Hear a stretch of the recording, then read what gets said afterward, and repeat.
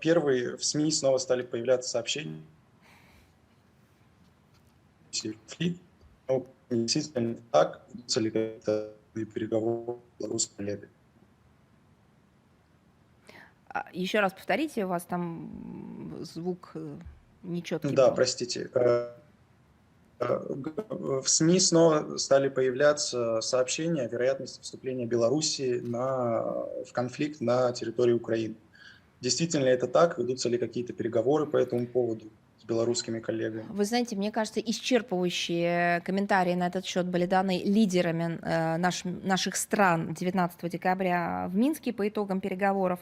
Ну, если необходимо как-то дополнить это, хотя, мне кажется, это не требует дополнения, но, может быть, что-то там подчеркнуть, я хотела бы сказать, что наши страны являются ближайшими союзниками, последовательно выполняют взятые на себя обязательства, закрепленные в действующей военной доктрине союзного государства. Соответственно, упомянутый документ носит оборонительный характер, и применение военной силы рассматривается в нем как исключительная мера в случае прямой агрессии против наших стран. Принятие соответствующих ответных шагов в данном случае остается на усмотрение политического военного руководства России и Беларуси. Еще раз хотела бы сказать, ничего нового, революционного или нюансированного я не произнесла. Это ссылка на постулат, закрепленный в документе.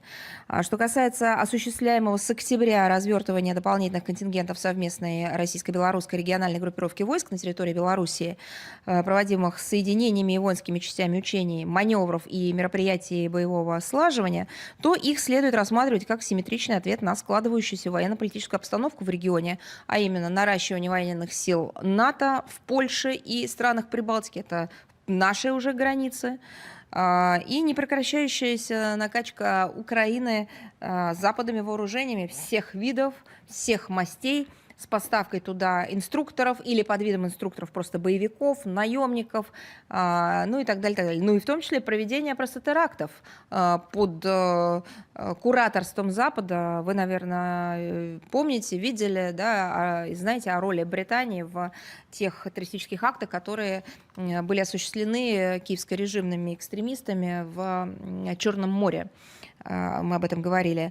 Соответственно, подобные шаги призваны оказывать сдерживающий эффект на наших недоброжелателей, гарантировать безопасность западных рубежей союзного государства при любом развитии ситуации. Задача совместной российско-белорусской группировки войск следующее, ну, еще раз подчеркну, не рассматривайте это как нечто сенсационное, здесь нет никакой сенсации, здесь есть просто повторение того, что закреплено в документах. При необходимости дать отпор потенциальному противнику в случае вторжения на территорию братской для нас республики.